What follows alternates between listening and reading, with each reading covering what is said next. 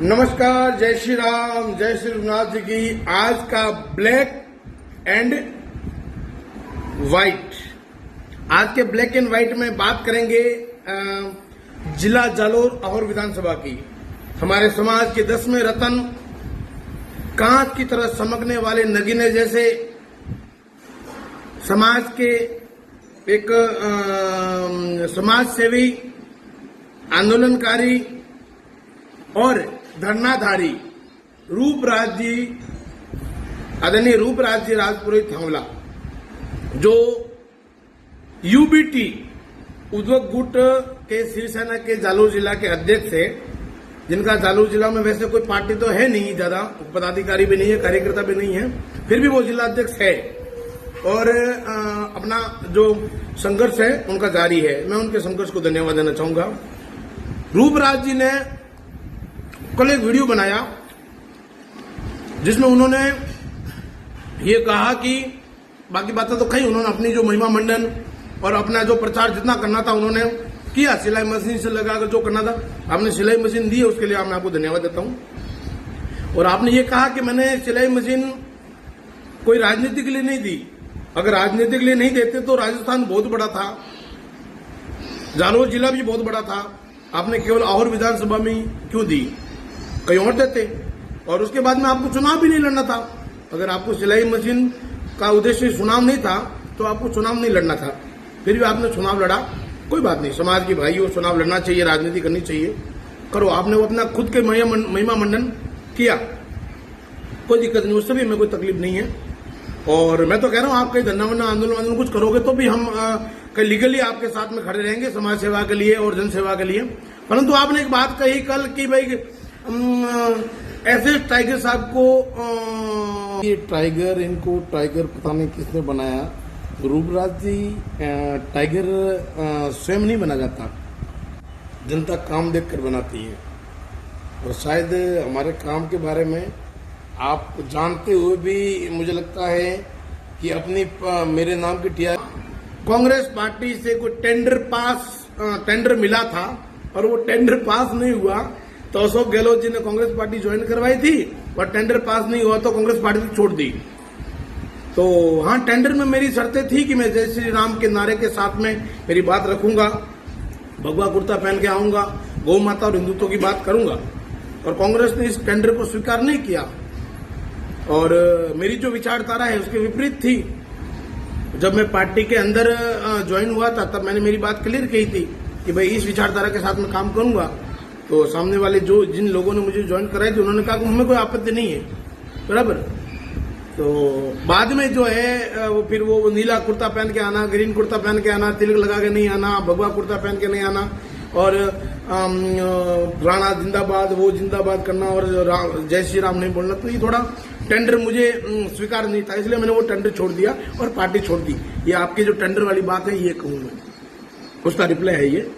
और दूसरी बात मैं आपको, तीसरी बात आपको ये कहूंगा कि मेरा आपसे कोई निजी विवाद तो है नहीं। आप भी हमारे भाई हो, भाई के नाते हो।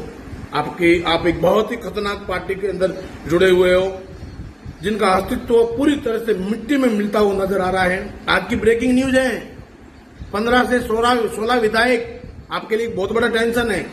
अपने दिल को थामे रखना, शरीर को संभाले रखना और फिर सुनना मेरी बात। 15 से 16 शिवसेना उद्योग गुट के विधायक शिंदे गुट में जाने के लिए तैयार हैं, बैठे हैं। आज की ब्रेकिंग न्यूज है। कुछ दिन पहले 6-7 सांसद चले गए हैं, अब विधायक जा रहे, वो क्यों? मैं तो आपसे निवेदन ये करना चाहूंगा कि आप ये हमारे भाजपा का प्रचार मत करो। आप कभी शंकर सिंह जी का प्रचार करने लग जाते हो, कभी शंकर जी के खिलाफ में चुनाव लड़े थे, हैं, बराबर। तो मेरा ये निवेदन केवल और केवल मेरे आपसे, मेरा कोई अनबन नहीं है, मेरा केवल एक ही निवेदन है आपसे कि आप अपने, मेरे के, आपके और मेरे दोनों के, अपने राजपुरोहित समाज के बंधुओं को, राजपुरोहित समाज के नेताओं को, राजपुरोहित समाज के प्रतिनिधियों को टारगेट करके गिराना, उनको बदनाम करना बंद कर दीजिए। मैं आपको हाथ जोड़ के निवेदन करता हूं। रूपराज जी, आपने पहले दिनेश जी राजपुरोहित थांवला सरपंच साहब को टारगेट किया, सोशल मीडिया पर उनके ऊपर कीचड़ उछाला। हमने आपको उस समय भी समझाया क्या आपने दिनेश जी के खिलाफ एक भी सबूत इकट्ठा किया, एक भी सबूत दुनिया को दिखाया? नहीं, आपके पास कोई सबूत नहीं। आप कई दिनों से आदरणीय हमारे आहोर के विधायक सगन सिंह जी, जो बहुत ही सरल और शांत स्वभाव के व्यक्ति हैं, उनको आप कई दिनों से टारगेट कर रहे हो, आरोप पे आरोप, आरोप पे आरोप लगा रहे हो। क्या आपने एक भी आरोप साबित किया? आरोप साबित होता तो उनको विधानसभा से सस्पेंड करते, आपने साबित नहीं किया। अब आपने तहसीलदार को या फिर उसको, वो प्रशासनिक विषय है, वो अलग विषय हो गया, ठीक है। तहसीलदार साहब का विषय अलग हो गया, प्रशासनिक विषय अलग हो गया, मैं राजनीतिक विषय की बात कर रहा हूं। आपने हमारे देवकी से विक्रम सिंह जी एडवोकेट, अच्छे व्यक्ति हैं, उनका पैसा है एडवोकेट, अब उनको आपने घसीटा टारगेट किया। अब वो आदमी का काम है रजिस्ट्री करवाने का, जो क्लाइंट उनके पास जाएगा रजिस्ट्री तो वो करवाएंगे। अब आपने उनको भी घसीटा, बराबर। क्या उनके खिलाफ में कोई सबूत आपने एकत्रित किया? फिर आपने कुछ दिनों पहले आपने गोवा के काजू के व्यापारी अपने हरमत सिंह पलासिया, जिनकी पोस्ट आपने डाली, उनको बदनाम किया। अब कोई व्यक्ति आपको अपने घर पे न्योता देकर बुला रहे हैं खाना खाने के लिए, तो आपको वहां जाके खाना खा के आ जाना चाहिए। फालतू की पंचायती क्या मतलब? अब कोई व्यक्ति आपको बुला रहा है खाना खाने के लिए, आप वहां पर गए और जोग संजोग वहां पर कोई आपके विपक्ष वाले या फिर आपको नहीं सहाने वाले, आपको नहीं मानने वाले, आपके एंटी, या फिर आपने किसी को बदनाम किया है, ऐसे लोग वहां पर मिल जाते हैं आपको। फिर आप वहां से तुरंत भाग जाते हैं और कहते हैं कि मेरी जान को खतरा था। आदरणीय, ये राजपुरोहित समाज है, सभ्य समाज है, और वो व्यापारी लोग हैं। कोई अपने घर बुला के कोई किसी को मारता है क्या? हैं? वो व्यापारी लोग हैं, गोवा के काजू के व्यापारी हरमत सिंह जी पलासिया। आपने उनको फोटो लगाकर पूरी धज्जियां उड़ा दी, है ना। तो जब आपको आपकी कोई विपरीत पार्टी वहां गई थी, आपको नहीं जमाता था, आपको वहां से भोजन करके निकल जाना था। फिर आप इतना बड़ा इशू खड़ा करने की कहां जरूरत थी? कोई एविडेंस है इसका आपके पास में कि आपने उन्होंने आपको किसी के साथ कोई समझौता करने के लिए बुलाया था? और आपने एक दिन मेरी भी पोस्ट डाली थी कि भाई एसएस टाइगर साहब ने आज हमारे निवास पर पहुंचकर उस मामले में हमको समर्थन दिया, जबकि मैं तो मामला ही नहीं जानता, मुझे तो मामला ही पता नहीं था। हैं? मैं किस बात का समर्थन दूं? हाँ, अगर मुझे मामला पता होता पूरा कि भाई क्या मामला है, ये हक की लड़ाई है, फलाना ढिमका जो कुछ भी है, और मुझे समझ में आता तो मैं आपको समर्थन देता। मैं तो एक समाज के व्यक्ति होने के नाते, एक भाई गिनायत होने के नाते आपसे मिलने आया था, हालचाल पूछा आपका, और जो भी आपके सोशल मीडिया पर देख रहा हूं उसके लिए आपको शुभकामनाएं दी थी। मैंने खुद पोस्ट की थी उसमें, बराबर। फिर जब मैंने इस पोस्ट का विरोध किया था, आपने मेरी पोस्ट भी डिलीट कर दी। आपने कुछ समय पहले एक गांव की पोस्ट डाली थी, शायद कोई नाली की कि कोई पानी की, ऐसी कोई डाली थी पोस्ट। फिर वहां गांव के युवा आपसे नाराज होकर आपको फोन किया और उनकी भाषा में समझाया आपको, तब आपने पोस्ट डिलीट की। तो मेरा तो श्रीमान जी आपसे इतना ही निवेदन है, रूपराज जी, आपने मुझे कल एक मैसेज किया कि दोपहर में मैंने आपको फोन किया और उसमें कुछ मेरी बोलचाल में भूल हुई तो मुझे क्षमा करना, और आपसे मुझे फायदा हुआ तो हो सकता है मेरी वजह से आपके फॉलोअर्स बढ़े हो, तो उससे मुझे कोई आपत्ति नहीं, भली बढ़े, बराबर। मैं तो आपको शुभकामनाएं देता हूं अच्छे कामों के लिए। और आप हर बार किसी न किसी समाज के भाई को, समाज के व्यक्ति को जो फेमस है या फिर जो उच्च लेवल पर कार्य कर रहा है, उसको आप टारगेट करके बदनाम कर रहे हो। तो मेरा तो देखो आज देश दुनिया कहां जा रही है। देखो हर समाज का व्यक्ति, हर समाज के नेताओं को, समाज के व्यक्ति को सपोर्ट कर रहा है, और एक श्रीमान जी आप हैं। पता नहीं किसने आपको टेंडर दिया है ये सब करने के लिए, पता नहीं किसने आपको इसके लिए तैयार करके ये क्या है। आपको शायद रूपराज जी पता होगा, एक बार एक व्यक्ति आपको चालू रेलवे स्टेशन पर मिला था और उसने आपको जो चीज कही थी, जो बात कही थी, इतने खतरनाक कड़वी बात कही थी, उसका जवाब नहीं था आपके पास। आप चुपचाप वहां से चले गए। हालांकि ठीक है, मैं किसी की पर्सनल लाइफ में जाना नहीं चाहता और मैं पर्सनल लाइफ में कोई कमेंट करूंगा भी नहीं। हर व्यक्ति स्वतंत्र है पर्सनल लाइफ में। बस ये राजनीतिक विषय था, और राजनीतिक विषय में भी आपने समय समय पर समाज के लोगों को टारगेट किया है, बदनाम किया है, बिना कोई तथ्य, बिना कोई सबूत, बराबर। इसलिए मैं आपसे निवेदन करना चाहूंगा कि आप राजनीति करो, आप हमारे भाई हो, हम आपके भी साथ में खड़े रहेंगे अच्छे कामों में, परंतु आप समाज के व्यक्ति को टारगेट करोगे, समाज के व्यक्ति को आप नीचे दिखाने का काम करोगे, गिराने का काम करोगे। जो प्रतिष्ठित व्यक्ति हैं, सतीश कोम ने जिनको जिता के भेजा है, जो आज दिन रात एक करके आहोर विधानसभा का विकास कर रहे हैं, विकास पुरुष के नाम से जाने लगे, आहोर की जनता उनको पहचानती है। ठीक है, कुछ लोग पार्टी वाले लोग विरोध करेंगे, वो तो जायज है, और आप भी विपक्ष वाले हैं, आप विरोध करो, उससे हमें कोई आपत्ति नहीं, परंतु हर कुछ एलिगेंस लगाना, हर कुछ, और ये डबल जो आपने जो ये डबल ढोल के वाला जो खेल खेला, ये हमें पसंद नहीं आया। आप एक तरफ तो कहते हो मैं शिवसेना का सैनिक हूं, सच्चा सिपाही हूं, और दूसरी तरफ से शिवसेना को अंदर से काट रहे हो। काटने का मतलब ये है कि आप भाजपा का प्रचार कर रहे हो। हमारे शंकर सिंह जी, हमारे लिए शंकर सिंह जी और सगन सिंह दोनों सम्मानित है, दोनों भाजपा के नेता हैं। या तो आप भाजपा पार्टी ज्वाइन कर लो, उसके बाद जिसका प्रचार करना है करो, कि ये गुट में चले जाओ, है? आपकी पार्टी बुरा बन जाएगी ना।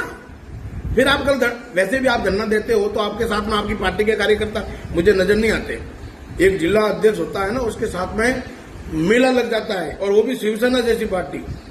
परंतु आप जब भी धरना देते हो, आंदोलन करते हो, बाकी लोग जो आपकी पार्टी से कोई संपर्क नहीं है, वो लोग आपके साथ आते, इसलिए आते हैं मैटर को देखकर, मुद्दे को देखकर, हो सकता है भावनात्मक सोच से आपके साथ आते हैं और जुड़ते हैं।